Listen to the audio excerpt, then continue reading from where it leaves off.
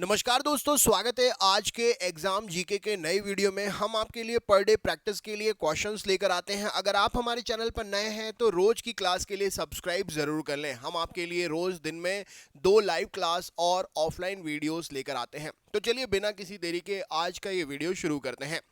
सारे प्रश्न रिपीट पर पूछे जाते हैं तो अच्छे से याद कर लीजिएगा। भारत के किस राज्य में विश्व का सबसे बड़ा थोरियम का भंडार मौजूद है? तो राइट आंसर हो जाएगा केरल। भारतीय राज्य केरल जो है वहां पर थोरियम के भंडार मौजूद हैं। मोनोजाइट बालू में अयस्क के रूप में जो है प्रयोग की जाती है और उसमें से थोरियम निकाला जाता है।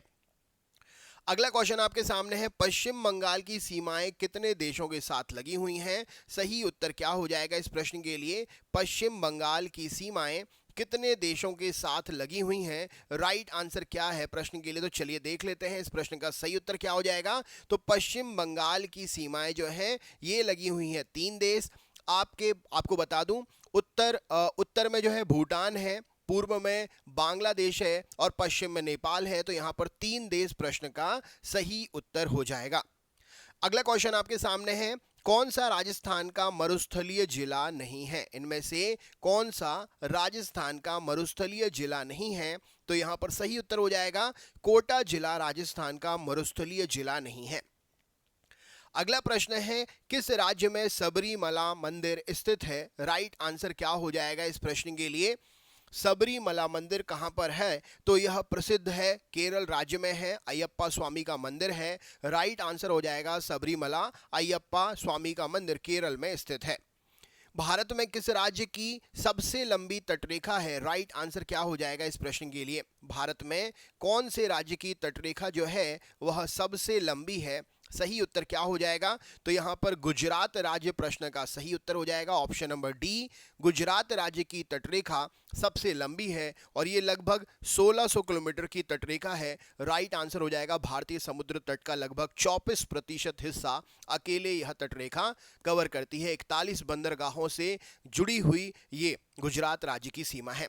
अगला क्वेश्चन है, भारत में जैव विविधता की दृष्टि से सबसे अच्छा स्थान कौन सा है जहां पर जैव विविधता पाई जाती है? तो जैव विविधता से संबंधित सबसे अच्छा यहां पर स्थान जो है ऑप्शन के अकॉर्डिंग अगर देखा जाए तो पश्चिमी घाट प्रश्न का सही उत्तर हो जाएगा।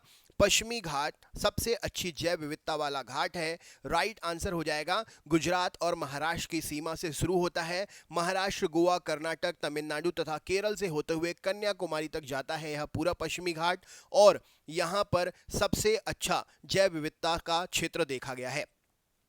अगला प्रश्न है, भारत का कौन सा राज्य 3 ओर से बांग्लादेश से घिरा हुआ है? भारत का वह कौन सा राज्य है जो 3 ओर से बांग्लादेश से घिरा हुआ है? राइट आंसर क्या हो जाएगा इस प्रश्न के लिए? तो भारत का राज्य जो 3 ओर से बांग्लादेश से घिरा हुआ है यह है Tripura. Option number right answer हो जाएगा ए प्रश्न का सही उत्तर हो जाएगा। त्रिपुरा के उत्तर पश्चिम और दक्षिण में बांग्लादेश है। त्रिपुरा के पूर्व में मिजोरम और पूर्वोत्तर में असम है। त्रिपुरा की राजधानी अगरतला है और तीसरा सबसे छोटा राज्य है त्रिपुरा भारत का। अगला क्वेश्चन है, भारत में चंदन की लकड़ी के लिए प्रसिद्ध राज्य कौन सा है? भारत में चंदन की लकड़ी के लिए प्रसिद्ध राज्य कौन सा है? सही उत्तर क्या हो जाएगा? तो चलिए देख लेते हैं। भारत में चंदन की लकड़ी के लिए प्रसिद्ध राज्य जो है यह कर्नाटक राज्य है। ऑप्शन नंबर सही उत्तर हो जाएगा। संसार में सर्वोच्च स्थान भारतीय चंदन प्राप्त करने का आर्थिक महत्व की दृष्टि से कर्नाटक राज्य सबसे बेहतरीन है। नेक्स्ट क्वेश्चन देख लेते हैं। अगला प्रश्न ये रहा आपके सामने, सिंह, जिराफ, बाइसन जैसे जानवर मुख्यतः किस प्रकार के वनों में पाए जाते हैं? सिंह, जिराफ, बाइसन ये मुख्यतः किस प्रकार के वनों में पाए जाते हैं? राइट आंसर क्या हो जाएगा? तो सिंह, जिराफ और बाइसन ये घास वाले मरुस्थल, घास वाले जो जंगल होते हैं वहां पर पाए जाते हैं जहां पर घास ज़्यादा होती है, क्योंकि ये इनमें ज़्यादा अपना जो है अपने आप को अच्छा महसूस करते हैं, छुप सकते हैं, खाने को भी हो जाता है ना, सारी चीज़ें होती है। घास के मैदान अंटार्कटिक को छोड़कर सभी महाद्वीपों पर पाए जाते हैं, आपको पता ही है। घास के मैदान पृथ्वी की भूमि का क्षेत्रफल के हिसाब से अगर देखा जाए तो कम से कम 30 से 60% तक का हिस्सा कवर करते हैं। तो सही उत्तर हो जाएगा ये सभी घास वाले वनों में रहते हैं। राष्ट्रीय वन अनुसंधान संस्थान कहां पर स्थित है? राइट आंसर क्या है इस प्रश्न के लिए? तो देहरादून में राष्ट्रीय वन अनुसंधान संस्थान स्थित है। अगला क्वेश्चन है, भूमध्य रेखा के निकट किस तरफ किस तरह के वन पाए जाते हैं? भूमध्य रेखा के निकट किस तरह के वन पाए जाते हैं? सही उत्तर क्या हो जाएगा? तो यहाँ पर राइट आंसर है भूमध्य रेखा के निकट जो है उष्णकटिबंधीय वन पाए जाते हैं। सही उत्तर हो जाएगा उष्णकटिबंधीय वन, वर्षा वन भी कहे जाते हैं। ऐसे घने जंगल होते हैं जिनमें साल भर लगातार बारिश होती रहती है। भूमध्य रेखा के आसपास के क्षेत्र में 28 डिग्री के अंदर यही वन पाए जाते हैं। अगला क्वेश्चन देख लेते हैं। परिस्थितिकी संतुलन बनाए रखने के लिए भारत में वन क्षेत्र का अनुपात कितने प्रतिशत होना चाहिए? तो परिस्थितिकी संतुलन बनाए रखने के लिए 33.3% वन क्षेत्र अनुपात होना चाहिए। मध्य प्रदेश का शिवपुरी राष्ट्रीय पार्क किसके लिए प्रसिद्ध है? तो मध्य प्रदेश का शिवपुरी राष्ट्रीय पार्क जो है तेंदुआ और चीतल के लिए प्रसिद्ध है। अगला क्वेश्चन देख लेते हैं। एकमात्र अभयारण्य जहां पर कश्मीरी महामृग पाए जाते हैं, तो एकमात्र अभयारण्य जहां पर कश्मीरी महामृग पाए जाते हैं यह है दचिग्राम अभयारण्य। दचिग्राम अभयारण्य जो है जम्मू और कश्मीर राज्य के श्रीनगर जिले में स्थित राष्ट्रीय उद्यान है। अगला क्वेश्चन है कुगटी वन्य पशु विहार किस राज्य में स्थित है? कुगटी वन्य पशु विहार किस राज्य में स्थित है? तो राइट आंसर हो जाएगा कुगटी वन्य पशु विहार जो है हिमाचल प्रदेश में स्थित है। राइट आंसर हो जाएगा इस प्रश्न के लिए हिमाचल प्रदेश। हिमाचल प्रदेश राज्य का दूसरा सबसे बड़ा अभयारण्य है। नेक्स्ट क्वेश्चन देख लेते हैं। अगला प्रश्न है साइलेंट वैली में दुर्लभ और नष्ट प्रायः पशु कौन सा है? साइलेंट वैली में दुर्लभ और नष्ट प्रायः पशु कौन सा है? तो यहाँ पर सही उत्तर हो जाएगा ये पशु जो है शेर की पूंछ जैसा मैकाक्यू। राइट आंसर हो जाएगा इस प्रश्न के लिए। अगले क्वेश्चन पे चलते हैं। अगला प्रश्न है नागरहोल नेशनल पार्क किस राज्य में है? तो नागरहोल नेशनल पार्क जो है यह कर्नाटक राज्य में स्थित है। भरतपुर पक्षी अभयारण्य किस राज्य में स्थित है? तो भरतपुर पक्षी अभयारण्य राजस्थान राज्य में स्थित है। नेक्स्ट क्वेश्चन है सुंदरवन के जंगल को क्या कहा गया है? तो सुंदरवन के जंगलों को मैंग्रोव वन के नाम से जाना जाता है। सही उत्तर हो जाएगा। भारतीय वन्यजीव संस्थान कहाँ पर स्थित है? तो भारतीय वन्यजीव संस्थान देहरादून में स्थित है। स्वच्छ, अगला क्वेश्चन देख लेते हैं। स्वच्छ जल समुदाय में लैंटिक आवास का उदाहरण क्या है? तो लैंटिक आवास स्वच्छ जल समुदाय में तालाब और दलदल से संबंधित है। ऑप्शन नंबर ए प्रश्न का सही उत्तर हो जाएगा।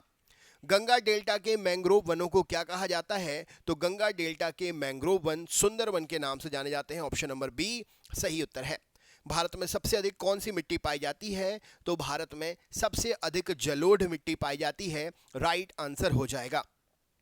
अगला क्वेश्चन है कपास उगने के लिए कौन सी मिट्टी उपयुक्त होती है? तो कपास उगने के लिए काली मिट्टी सबसे सही मिट्टी मानी जाती है। राइट आंसर है। ऊंचे क्षेत्रों में लैटराइट मिट्टी की रचना कैसी होती है? तो ऊंचे क्षेत्रों में लैटराइट मिट्टी की रचना ऊंचे क्षेत्रों में लैटराइट मिट्टी की रचना अम्लीय प्रकृति की होती है। सही उत्तर हो जाएगा। लैटराइट मिट्टी महत्वपूर्ण रूप से कहाँ पर पाई जाती है? तो महत्वपूर्ण रूप से लैटराइट मिट्टी जो है यह पाई जाती है मालाबार क्षेत्र में। कहाँ पर? मालाबार क्षेत्र। ऑप्शन नंबर ए प्रश्न का सही उत्तर हो जाएगा। मालाबार क्षेत्र में अरब सागर से लगे सागर तट को मालाबार तट कहा जाता है। मालाबार तट भारत के दक्षिण पश्चिम भाग में है ना। गोवा, कर्नाटक, केरल, पूरा पश्चिमी भाग कन्याकुमारी तक फैला हुआ ये मालाबार तट होता है। नेक्स्ट क्वेश्चन देख लेते हैं। खरीफ की फसल कब काटी जाती है? सही उत्तर क्या है इस प्रश्न के लिए? तो खरीफ की फसल जो है यह सही उत्तर हो जाएगा इस प्रश्न के लिए। ये काटी जाती है नवंबर के प्रारंभ में। ऑप्शन नंबर सी सही उत्तर हो जाएगा। नवंबर के प्रारंभ में बरसात में मौसम में उगने वाली फसलें खरीफ की फसलें होती हैं, है ना। पूरे बरसात भर चलती हैं। जून, जुलाई, अगस्त, सितंबर, अक्टूबर, नवंबर, है ना। तो 15 जून से बारिश शुरू हो जाती है, तो मान के चलिए जुलाई, अगस्त, सितंबर, अक्टूबर 4 महीने रही। नवंबर के प्रारंभ में काट दी गई। तो बरसात में बोई जाने वाली फसलें खरीफ की फसलें, है ना। राइट आंसर हो जाएगा इस प्रश्न के लिए। अगला क्वेश्चन देख लेते हैं। लंबे रेशे वाली फसलें इनमें से कौन सी हैं? तो आपको तो ये क्वेश्चन का आंसर पता ही होगा। कपास में भी रेशे होते हैं, सन में भी रेशे होते हैं और जूट में भी रेशे होते हैं। ऑप्शन नंबर सी सही उत्तर हो जाएगा। दालचीनी पेड़ के किस भाग से प्राप्त होती है? तो दालचीनी पेड़ के भाग के छाल से प्राप्त होती है। राइट आंसर हो जाएगा। सागौन बहुत ज़्यादा मात्रा में कहाँ पर पैदा होते हैं? तो सागौन बहुत ज़्यादा मात्रा में मध्य भारत में पैदा होते हैं। ऑप्शन नंबर सही उत्तर हो जाएगा। मध्य भारत, मध्य प्रदेश, छत्तीसगढ़, मध्य प्रदेश, ये जो राज्य है ये मध्य भारत का राज्य है ना। राइट आंसर हो जाएगा इस प्रश्न के लिए मध्य भारत में। तो दोस्तों ये था आज का टेस्ट साइड पेपर। कैसा लगा वीडियो कमेंट करके जरूर बताएं। चैनल पर नए हैं तो सब्सक्राइब करना ना भूलें। मिलते हैं नेक्स्ट वीडियो में, नेक्स्ट क्लास में। अपना ख्याल रखें, मस्त रहें, स्वस्थ रहें, जहां रहें जबरदस्त रहें। बहुत बहुत धन्यवाद दोस्तों।